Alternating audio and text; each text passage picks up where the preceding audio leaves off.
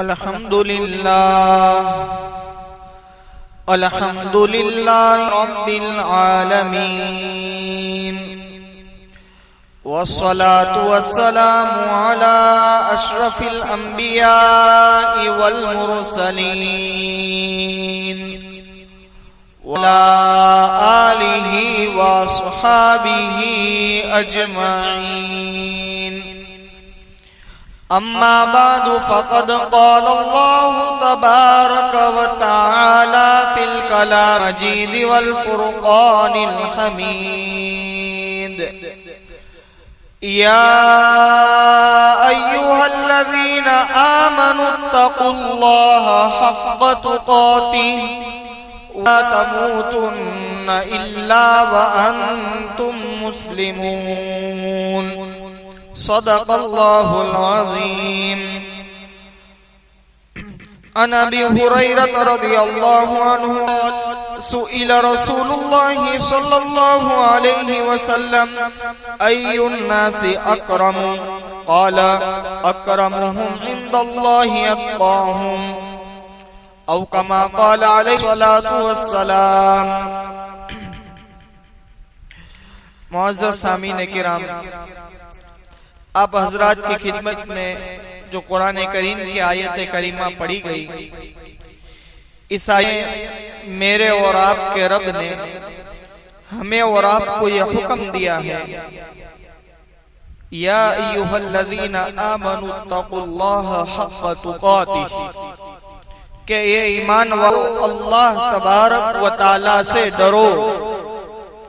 اور آگے یہ حکم دیا گیا وَلَا تَمُوتُنَّ إِلَّا وَأَنْتُمْ مُسْلِمُونَ، اور تم ہرگز نہ مرو یہ کہ تم مسلمان ہونے کی حالت میں ہو، یعنی تمہاری موت اسلام کی حالت میں ہو.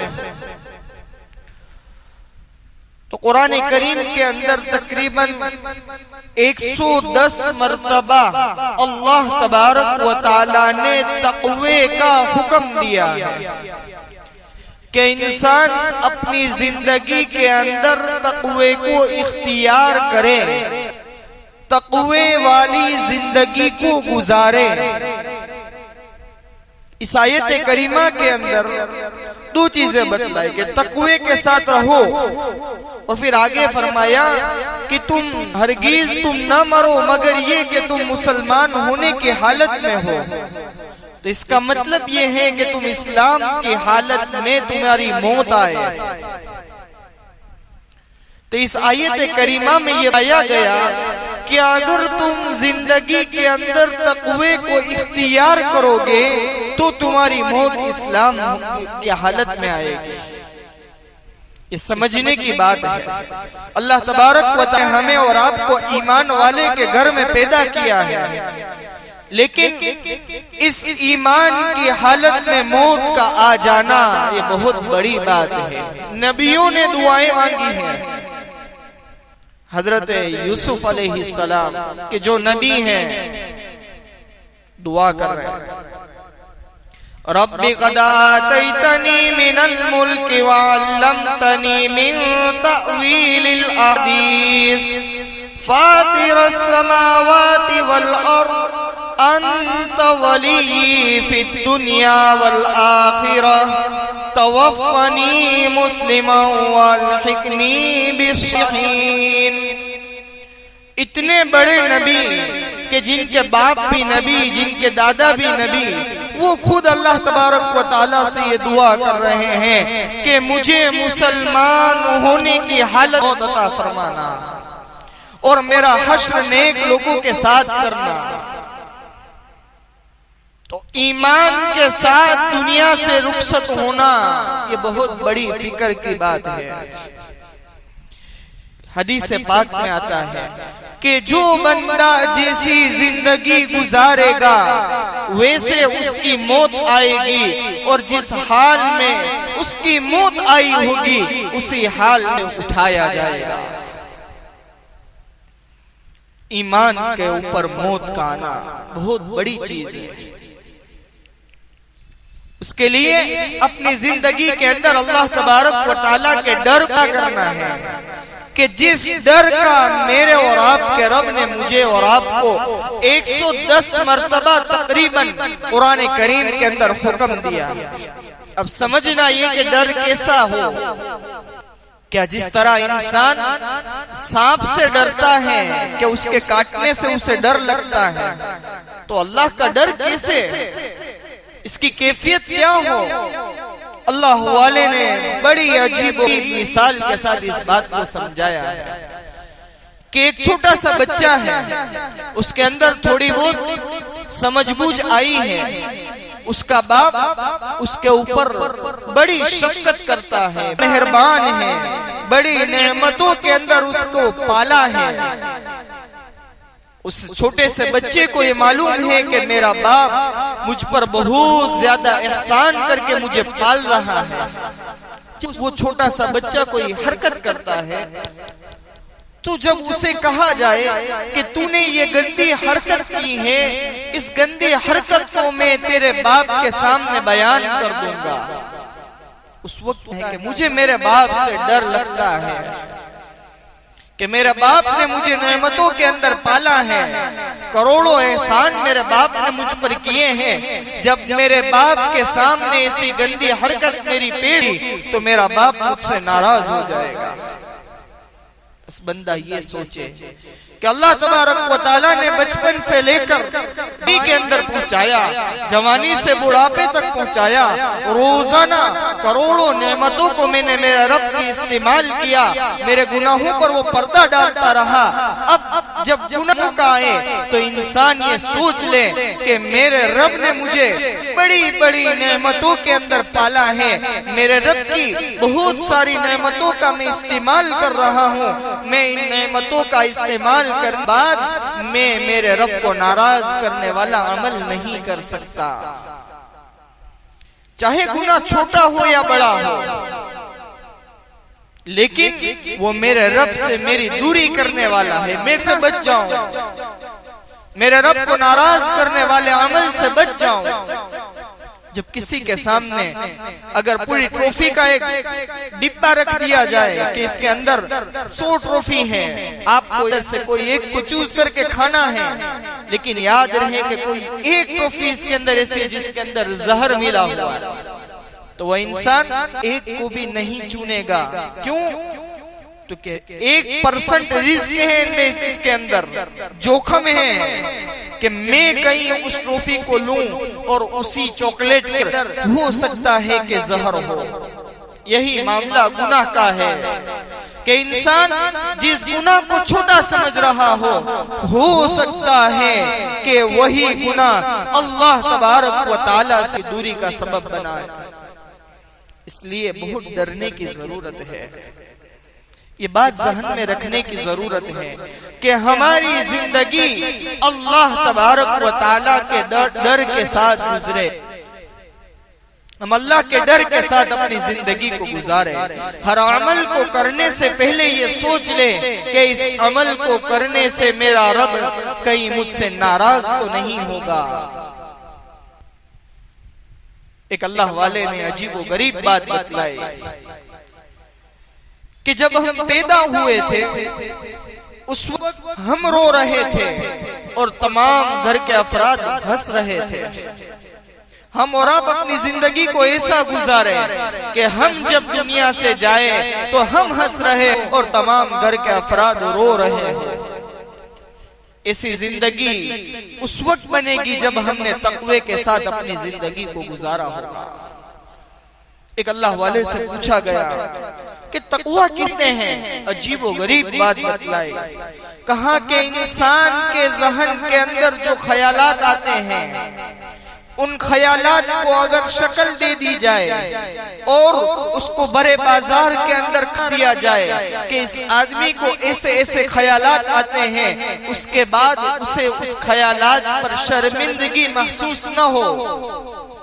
بڑی گہری بات ہے. اس کا مطلب یہ ہے کہ انسان کے ذہن آنے والے خیالات بھی پاک ہو جائے، کہ اللہ کو ناراض کرنے والے کام کے خیالات بھی اس کے ذہن میں آنے بند ہو جائے. ایک مرتبہ حضرت عمر فاروق رضی اللہ تعالیٰ عنہ سے پوچھا گیا تقوی کسے کہتے ہیں؟ انہوں نے پوچھا کیا آپ کبھی کانٹے والے راستے سے نکلے ہیں؟ ہاں جی ہاں. کہ جس طریقے سے کانٹے والے راستے سے کانٹوں سے اپنی چادر کو بچا کر جو نکل گیا اسے کامیاب جاتا ہے. سیدھے راستے سے تو ہر کوئی نکل جاتا ہے، لیکن اصل کامیاب آدمی وہ ہے جو کانٹے والے راستوں سے اپنے کپڑوں کو کانٹوں سے بچا کر نکل جائے. یہی معاملہ تقوی کا ہے. فجورہا و تقواہا، کہ ہم نے انسان کے دل کے اندر گناہ کا مادہ بھی رکھا، تقوی کا مادہ بھی رکھا. دنیا کے اندر ہر طرف گناہ کرنے کے اسباب موجود، گناہ کر طاقت موجود ہے، آسانی سے گناہ ہو سکتا ہے، لیکن ان اسباب کے ہوتے ہوئے، گناہ کی طاقت کے ہوتے ہوئے گناہوں سے بچ کر زندگی کو گزار لینا، یہ ہے تقوی. ہماری زندگی کے اندر تقوی پیدا ہو، اس کی ہمیں اور آپ کو فکر کرنے کی ضرورت ہے کہ ہماری زندگی کے اندر، دل کے اندر اللہ تبارک و تعالیٰ کا ڈر پیدا ہو جائے.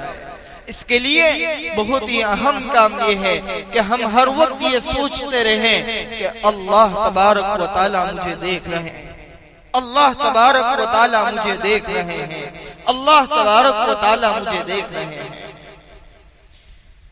جس شخص کی زندگی کے اندر تقوی ہوگا، اللہ تبارک و تعالیٰ قرآن کریم میں ارشاد ہے یا ایھا الذین آمنوا ان تتقوا اللہ یجعل لکم فرقانا ویکفر عنکم سیئاتکم ویغفر لکم ذنوبکم. 3 انعام اس آیت کریمہ میں اللہ تبارک و تعالیٰ نے تقوی والوں کے بیان کیا. ان تتقوا اللہ، کہ اگر تم تقوی اختیار کرو گے، یجعل لکم فرقانا، کہ اللہ تبارک و تعالیٰ تمہارے لیے فرقان بنا دیں گے. کیا مطلب؟ کہا کہ حق اور باطل کے درمیان فرق کی طاقت اللہ تبارک و تعالیٰ تمہارے اندر پیدا کر دیں گے. تمہاری زبان سے نکلنے والے کلمات یہ حق اور باطل کے درمیان فرق کرنے والے ہوں گے. دوسرا وَيُكَفِّرْ عَنْكُمْ سَيِّئَاتِكُمْ، تمہارے گناہوں کو معاف کر دیا جائے گا. وَيُكَفِّرْ عَنْكُمْ سَيِّئَاتِكُمْ، تمہاری برائیوں کو نیکیوں کے اندر بدل دیا جائے گا. وَيَغْفِرْ لَكُمْ ذُنُوبَكُمْ، تمہارے گناہوں کو معاف کر دیا جائے گا. دوسری ایک جگہ ارشاد فرمایا وَاعْلَمُوا أَنَّ اللَّهَ مَعَ الْمُتَّقِينَ، کہ خوب جان لو کہ یقیناً اللہ تبارک و تعالیٰ متقیوں کے ساتھ ہے، متقیوں کے ساتھ ہے. تو اللہ تبارک و تعالیٰ کی معیت حاصل ہو جائے گی. دوسری ایک جگہ ارشاد فرمایا سورہ طلاق کے اندر وَمَن يَتَّقِ اللَّهَ يَجْعَل لَّهُ مَخْرَجًا، بندہ تقوی اختیار کرتا ہے اللہ تبارک و تعالیٰ اس کے لیے راستے نکال دیتے ہیں. ایک بزرگ فرماتے ہیں پریشان حالات کے اندر میں اپنی زندگی کو گزار رہا تھا، لیکن جب اس آیت کریمہ کو میں نے پڑھا تو دل کے اندر نیت کی کہ اے میرے رب، تیرا تقوی اختیار کروں گا، باقی کی زندگی تیرے ڈر والی گزاروں گا، تیری نافرمانی سے بچتا رہوں گا. نیت ہی کی تھی کہ اللہ تبارک و تعالیٰ نے تمام کے تمام مشکلات سے مجھے نکال دیا. یہ ہے تقوی کی برکت. آگے بتلایا قرآن کریم کے اندر وَيَرْزُقُهُ مِنْ حَيْثُ لَا يَحْتَسِبُ، کہ جو بندہ اللہ تبارک و تعالیٰ سے ڈرندگی کو گزارے گا وَيَرْزُقُهُ مِنْ حَيْثُ لَا يَحْتَسِبُ، کہ ہم ان کو ایسی جگہ سے رزق دیں گے کہ جس کا تمہیں کہیں سے گمان بھی نہ ہوگا. یہ سب تقوی کی برکات ہے. اس لیے ہمیں اور آپ کو یہ فکر کرنی ہے کہ ہماری زندگی تقوی والی بن جائے، ہماری زندگی کے اندر اللہ تبارک و تعالیٰ کا خوف اور ڈر آ جائے. اس کے لیے ہر وقت یہ سوچے کہ میرا رب مجھے دیکھ رہا ہے. ہماری زندگی کے اندر ہر عمل کو درست کرنے کی فکر کرے کہ میں میرا ہر عمل ایسا بنا لوں کہ جس عمل سے میرا رب مجھ سے ہو جائے. میرے رب کے احکامات کو میں اپنی زندگی کے اندر پورا کرنے والا بن جاؤں، اور ہر اس کام سے اپنے آپ کو بچا لوں کہ جس سے اللہ تبارک و تعالی ناراض ہوتے ہیں، ہر اس کام سے اپنے آپ کو بچا لوں جس سے اللہ تبارک و تعالی ناراض ہوتے ہیں۔ بہت مختصر سی زندگی ہے، بہت مختصر سی زندگی ہے۔ الدنیا مزرعۃ الآخرہ، کہ دنیا یہ آخرت کی کھیتی ہے، بہت چھوٹی ہے۔ اس مختصر سی زندگی کے اندر اللہ کو راضی کر کر جانا، اپنے آپ کو گناہوں سے بچانا۔ تو جو بندہ اپنے دنیا کی زندگی کے اندر اعمال کرے گا، اعمال صالحہ کرتا رہے گا، اعمال سیئات سے اپنے آپ کو بچاتا رہے گا، اللہ تبارک و تعالی سے اپنے تعلق کو درست کرنے کی فکر کرے گا، نبی کریم صلی اللہ علیہ وسلم کے طریقوں کے مطابق اپنی زندگی کو گزارے گا، اللہ تبارک و تعالی اس کی زندگیوں کے اندر تقوی دیں گے، اس کی موت اللہ تبارک و تعالی ایمان کی حالت میں دیں گے۔ اللہ تبارک و تعالی سے دعا ہے کہ اللہ تبارک و تعالی ہم تمام کو ایمان اور اعمال والی زندگی نصیب فرمائے، اور ایمان کے ساتھ اللہ تبارک و تعالی خاتمہ بالخیر فرمائے۔ آمین۔ وآخر دعوانا الحمدللہ رب العالمین۔